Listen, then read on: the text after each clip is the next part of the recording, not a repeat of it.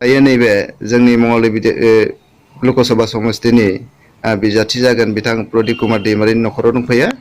आरो बे न'खराव आं बिथांजों दान्दिसे मोगा-मोगि लानो सानदों फैबाय थानाय इलेक्सन समावहाय बिथांनि साखाफाराया माबोरै जादों आरो बिथांखौ सापर्ट होनाय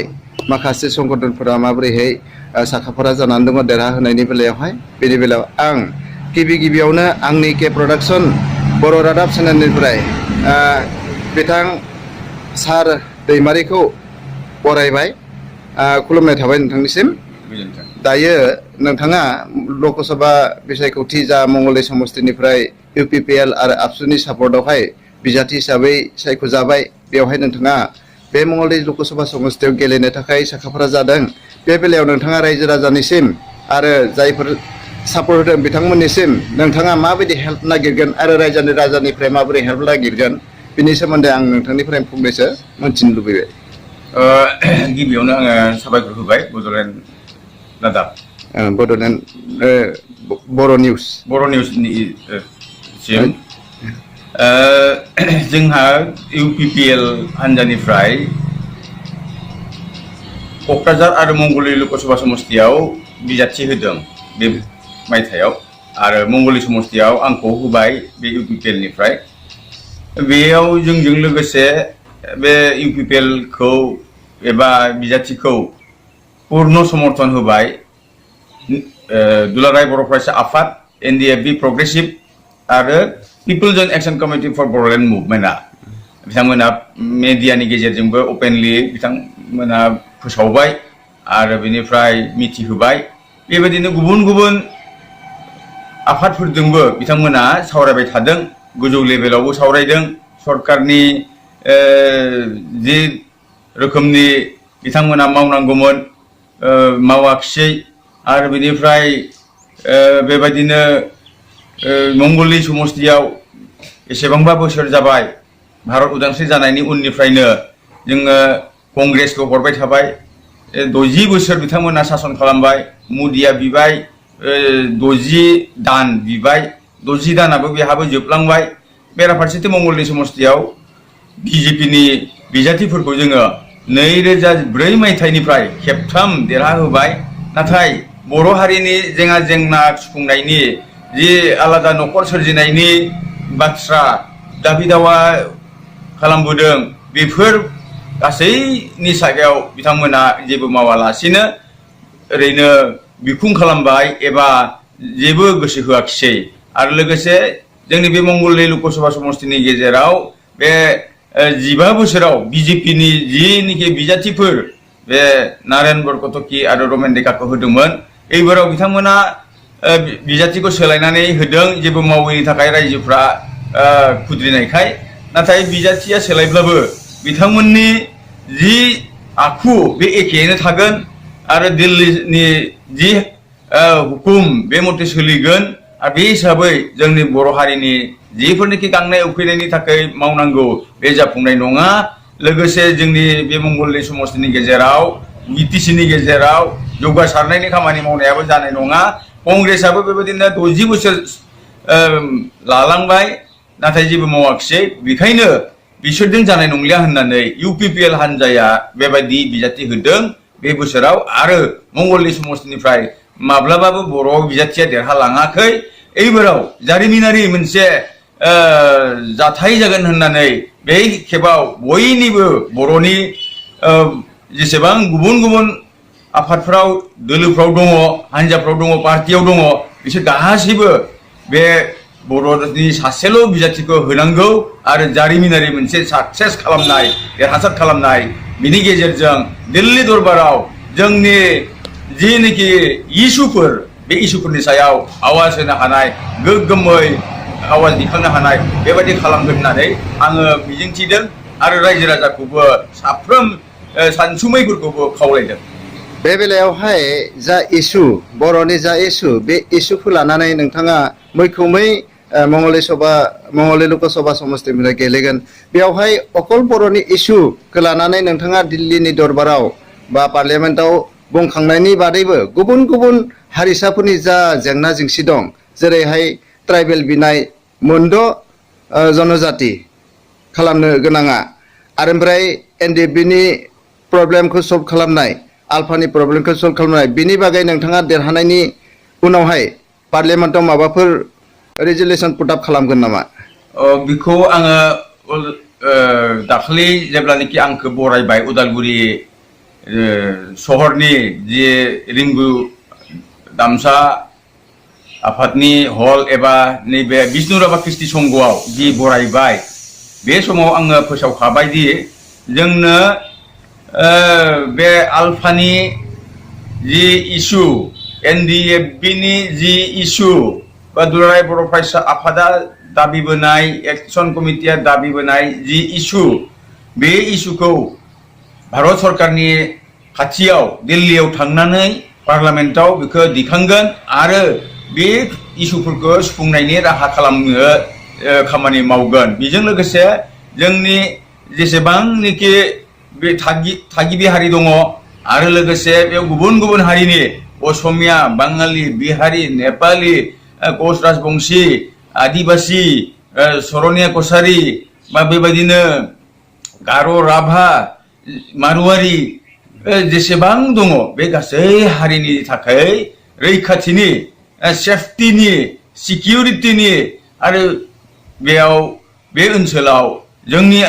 आसामाव जाहाथे शान्ति फैयो बेनि थाखाय खामानि मावगोन आवाज दिखांहैगोन। मानोना शान्ति जायाब्ला बेबायदि जेनोखि रैखाथि एबा सेफटि सिकिउरिटिखौ जोंनि सुबुंफ्रा मोननो हानाय नङा आरो शान्ति फैनोब्ला बे एनडिएफबिनि समस्या एबा एबसुनि जि दाबि दावा एबा बे आल्फानि जि दाबि दावा बा गुबुन गुबुन इनसार्जेन्ट ग्रुप्सफोरनि गुबुन गुबुन जाति जनगोष्ठीनि जिफोरनिखि समस्या बेखौ समाधान खालामाब्ला शान्ति फैनाय नङा। बेवहायनो बेफोरखौ फोजोबनानै एबा बै समस्याफोरखौ सुस्रांनानै शान्ति लाबोनायनि बेबस्था खालामगोन। लोगोसे जौगासारनायनि बेलायावबो बे सरकारखौ नारसिननानै आवाज होनानै खामानि मावगोन। दा सासे नोंथाङा भारत सरकारनि सासे बिजाथि जानो थांगासिनो दङ पार्लियामेन्टआवहाय आरो बेयावहाय भारत सरकारनि थाखाय जा सरकार दागोन बे सरकारनि माखासे खोथा रुल एन्ड रेगुलेसनखौ मानिनानै खामानि मावनांगोन। बेयावहाय जोंनि जा जेंना दङ बर'फोरनि बे जेंनाखौ बिख'नायाव नोंथांनि मैखोम दायित्वआ नोंथांनियावनो थागोन। बे बेलायाव जुदि भारत सरकारा नोंथांनि जा जेंना बे जेंनानि सायाव बुंनायाव जुदि जेबो खोमा होआलासिनो थायोब्ला बेनि बागै आन्दलननि जा हेफाजाब बे हेफाजाबनि गेजेरजों नोंथाङा माबा मोनसे पार्लियामेन्टआव बुंनो हानायनि राहाखौ नोंथाङा खालामना लानो हागोन ना हाया बेखौ आं सोंनो नागिरदों। जेरै सानसुमा खुंगुर बैसोमुथिया सानसे समाव पार्लियामेन्टखौ बिथाङा गोबां रोखोम आन्दलन खालामनानै बिथाङा बर'नि खोथा बुंदोंमोन। नुनो मोनदों बर'नि जायफोर गेदेमाफोरा पार्लियामेन्टआव थांनानै माखासे बर' जाथिनि खोथाखौ बुङैखौ बे बेलायाव नोंथाङा सासे आबसुनि लेङाइ आफादगिरिमोनबो आरो बिएसिनि सासे डेपुटि चिफमोनबो सानसे समावहाय बे बेलायाव नोंथाङा गोबां एक्सपिरियेन्स दङ। बेयावहाय आं मोनसे खोथाखौ सारनिसिम सोंनानै मिथिनो लुबैदों दि दा जातिनि चेतना जातिनि जा खामानि मावनो हाबियास नोंथांनियाव दङ बे बेलायाव जातिखौ फोथांनायनि बेलायाव नोंथांनि जा रुल बे रुलखौ आं मिथिनो लुबैदों। गमामायैनो जोंहा जि बड'लेण्ड समस्या बे दुलाराय बर' फरायसा आफादा थांनाय 1987 मायथाइनिफ्राय सोमावसारनानै दाबिबोदों। लोगोसे एनडिएफबि प्रग्रेसिभ बा एनडिएफबियाबो बिथांमोनाबो हाथियार दैनानै सोमावसारबोदों 1986 मायथाइनिफ्राय बिथांमोना। दा बेबायदिनो गुबुन गुबुन आफादफोरनि जेंनाफोर दङ। दा बे जेंनाफोरखौ सुफुंनायनि थाखाय पार्लामेन्टआव जिहेतु आंखौ दैथायहरगोन आरो बे थांखिखौ लानानैनो देरहाहोनो थाखाय एबसु एनडिएफबि प्रग्रेसिभ एक्सन कमिटि आरो गुबुन गुबुन आफादफ्रा नाजादों। गोसो मोदोम होसारनानै एकेबारे नांथाबनानै देरहाहोनो नागिरदों। दा बे बेलायाव बे जि थांखि लानानै हरगोन बे थांखिखौ मावफुंहैनांगोन आरो बेनि थाखाय दिल्ली दरबाराव थांनानै पार्लामेन्टआव थांनानै जेसेबां हायो आंनि फुल केपासिटिजों आङो बे इसुफोरनि सायाव आवाज दैखांगोन आरो आंहा बे 1987 मायथाइनिफ्राय नोंथाङा बुंनाय बायदि जे उपेन्द्रनाथ ब्रह्मजों लोगोसे लेङाइ आफादगिरि जानानै जे खामानि मावबोबाय बेनि उनाव बेबायदिनो बिथाङा थैनाय समाव आङो आफादगिरिनि बिबानखौ रुजुनबाय बेबायदिनो बिनि उनाव सुक्ति जानानै डेपुटि चिफ जाबाय बे समनि जिनिखि मावनायनि रोंगौथि एबा एक्सपिरियेन्स बे दंखायो लोगोसे बेफोरखौ बाहायनायनि लोगोसे नैबे 2010 मायथाइनिफ्राय आङो BTC आव MCLA बो जादोंमोन बे समावबो आङो जेब्लानोखि 2010 मायथाइयाव BTC आव गोबां इसुफोरखौ लानानै मोन 12 सोंलुफोरखौ लानानै आङो आवाज दिखांदोंमोन बे समाव आंखौ हाउसनिफ्राय बोखारलायदोंमोन एकेबारे गार्ड लागायनानै हाउसनिफ्राय एकेबारे हुरननानै बाहेर खालामदोंमोन जाहाथे आङो बे NDFB नि समस्यानि सायाव जि सोंलु लादोंमोन बेखौ बुंनो जाहाथे हाया जाथों एबा बेबायदिनो माबा कारापसननि सोमोन्दै एबा गुबुन गुबुन जेंनानि सोमोन्दै जाहाथे आङो आवाज दिखांनो हाया जाथों होननानै बेखौ हुरनदोंमोन आंखौ बे BTC गभर्नमेन्टनिफ्राय BTC नि एसेम्बलि हलनिफ्राय बे समाव आङो लोगो लोगोनो हुरन जेब्लानोखि जाबाय बिनि उनाव आङो दरखंआव बे BTC एसेम्बलि हलनि दरखंआव बेनार लानानै फ्लेग लानानै पेस्टुन कार्ड लानानै आङो हारसिंनो बे समाव आङो धरना होदोंमोन बे BTC नि दरखंआव थिग बेबायदिनो आङो बे पार्लामेन्टआव सौफैब्लाबो बेबायदि खामानिखौ आङो मावफुंनो हागोन आरो मावगोन आरो बे स्पिरिटआ आंनियाव दासिमबो दङ आरो दरखार जायोबा जुदि आंखौ दैथायहरग्रा एबसु बा NDFB प्रग्रेसिभ बा एक्सन कमिटि बा गुबुन गुबुन हान्जाफोर बुङोब्ला बे बर' हारिनि एबा जोंनि जि जेंनानि खाथिराव नोंथाङा पार्लामेन्टखौ जि जों दैथायहरबाय नोंथाङा रिजाइन होना फैनांगौ होनना बुंब्ला बेखौबो खालामनायाव आं थियारि दङ साबायखर जियानो जादोला दा BTC नि जा चिफ हाग्रामा महिलारि बिथाङाबो क'क्राझार समस्तियाव प्रमिला रानी ब्रह्मखौ बिजाथि हिसाबै दैथायहरदों बा सायख'दों BPF निफ्राय आरो UPPL निफ्राय उरखाव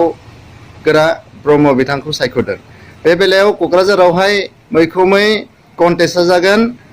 उरखावगोरा ब्रह्म आरो प्रमिला रानी ब्रह्म आरो हिरा सरनिया बिथाङाबो थागोन बे मोनथाम खोलोबनि मोनसे जा कन्टेस्ट बेयो जागोन आरो बेयावहाय बिथांमोनाथ' बिराद आसा खालामदों दि प्रमिला रानी ब्रह्मआ बिथाङा देरहागोन होननानै दा मंगलदै लकसभा समस्तियाव कन्टेस्ट हिसाबै नोंथाङा BJP-नो जागोन बायदि आं नुहुरदों बे बेलायाव BJP-नि जा बिजाथि रमेन डेका थांनाय 5 बोसोराव जा खामानि मावदों बा मावाखै बिथांनि सायाव नोंथाङाबो अबगत दा बे बेलायाव बिथांनि जा मावनो थानाय आद्रा खामानि बे मंगलदै लकसभा समस्तिनि जाफोर नागरिक दङ सिटिजेनशिप दङ जाफोर गामि दङ बे मावनो हायै खामानिखौ नोंथाङा आवगायनानै मावनो थाखाय थियारि जानांसिगोन बिखौ आं खावलायदों सारनिसिम लोगोसे बर' जाथिनि जा मंगलदै लकसभा समस्तिनि नोंथाङा सासे बिजाथि हिसाबै देरहानायनि मोनसे लामायाव दङ बे बेलायाव आं नोंथांखौ बेखौ खावलायजानो लुबैदों जे जोंनि लकसभा समस्तियावहाय बांसिनानो BTD-आव गोलैनाय नोगोरारिफोर दङ दा BTC-आव थानाय गासै नोगोरारिफ्रानो बांसिन मैखोमै बर'फोर दं आरो बर'फोरनि जोंनि भटआ गावस्रागासिनो दङ बिथिंहाय बे बेलायाव गद खालामनायनि मोनसे राहा लामाया नोंथाङा मा लादों बे बेलायाव जोङो जिहेतु दुलाराय बर' फरायसा आफाद आरो NDFB प्रग्रेसिभ लोगोसे people's joint action committee for Bodoland movement जों दङ बिथांमोनानो सापर्ट खालामनानै आंनो बिजाथि होबाय बे हिसाबै जों सावरायबाय आरो बेनिफ्राय बेखौनो थांखि लाबाय दि गामि गामि जेसेबां बर' गामिफोर दङ बे बर' गामिफ्राव हाबनानै मानसिफोरनो खोन्थानांगौ दि बे खेबाव बे मंगलदै लकसभा समस्तियाव BPF-हाबो केन्डिडेट गैया एजिपि हाबो केन्डिडेट गैया दा बिथांमोनखौबो बै गामि गामि थांनानै बै नोगोरारिफोरनो भटार्स रायजोफोरनो खोन्थाहैनांगौ दि बिथांमोनहा बिजेपिनो होनो थाखाय जि एलायन्स खालामदों बुजाफरा खालामदों बेखौ खालामदोंब्लाबो जिहेतु केन्डिडेट गैया बिजेपिनो होनानै जेबो मुलाम्फा गैया बिपिएफ हाबो बिजेपिनो होनानै मुलाम्फा जानाय नङा बिजेपि एजिपि हाबो बिजेपिनो भट होनानै मुलाम्फा जानाय नङा बेवहायनो जोंनि बर' हारिनि सासेल' बिजाथि आरो बिनिफ्राय जोंनि ओनसोलनिनो खामानि मावग्रा इउपिपिएल हान्जानि बे मोनसे ओनसोलारि एबा रिजनेल पार्टी आन्चलिक दल बे आन्चलिक दलनि बे ओनसोलारि हान्जानि बिजाथि हिसाबै सासेल' बिजाथि हिसाबै बै भारतारि एबा नेशनेल पार्टी कंग्रेस आरो बिजेपिनो होआलासिनो बे इउपिपिएलनि केन्डिडेटनो होनांगौ आरो होमब्लानिया जोंनि जि गांनाय उखैनाय रायजो राजाखौ जि नायफिनै बेखौ जोङो उसुं सेरावनो मोननानै जोङो खामानिफोरखौ मावलांनो हागोन आरो जोंनि बे गोग्लैसोना थानाय हारिजों लोगोसे गासै सुबुंनि थाखाय खामानि मावनो हागोन होननानै बेखौ फोसावनाय जादों आरो बे हिसाबै जोङो मोजां रोखोमनि रेसपन्स मोनदों आरो बे हिसाबै बर'नि भटआ गथा जागोन होननानै जोङो मिथिनो मोनदों। साबायखर दिनैनि बे नोंथांजों मोगा मोगि लानाय समाव नोंथांनियाव आं नोंथांनि जा बेसेन गोनां सम बे बेसेन गोनां समखौ बाहायना होबाय आरो बेयावहाय अरायबो आंनि जा मोजां बोर सारस्रिनाय आंनिफ्राय थासिगोन सारनिसिम जाहाथे देरहालांनानै मोजां खामानि मावनो हायो बिनि बागै आं इसोरनियाव आरज गाबनानै दिनैनि जा मोगा मोगि हाबाफारि बेखौ दोनथ'नो आखायाव लाबाय। गोजोन्थों। के प्रडाक्शन बर' निउसनिफ्राय नोंथांनिसिम रोजा रोजा साबायखर थाबाय। गोजोन्थों।